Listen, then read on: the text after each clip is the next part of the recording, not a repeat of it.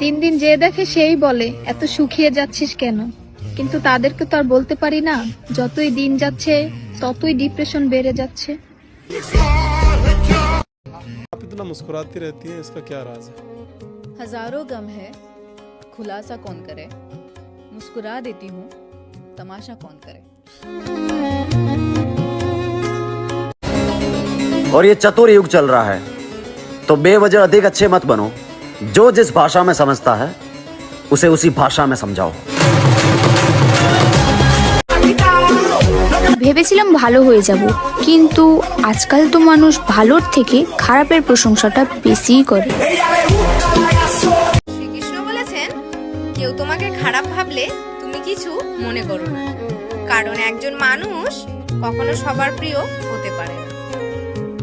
তুমি তোমার বিবেকে চলো, যে চেনার তোমাকে অবশ্যই চিনবে, যে বোঝার তোমায় নিশ্চয়ই বুঝবে।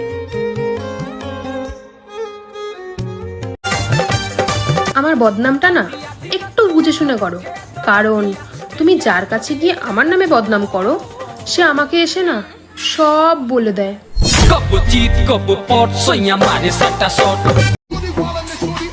ভালোভাবে থাকার পরেও যখন আমার নাম হয়েছে আমি খুব খারাপ, তাহলে খারাপ কাকে বলে দেখার জন্য প্রস্তুত থাকো।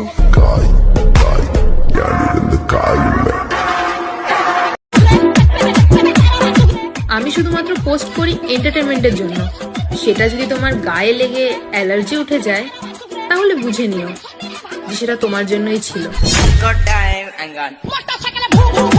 যখন নিজের পরিবারের লোককে পর আর বাইরের লোককে আপন বলে মনে হতে শুরু করে, তখন বুঝে নেবেন আপনার বিনাশের সময় চলে এসেছে।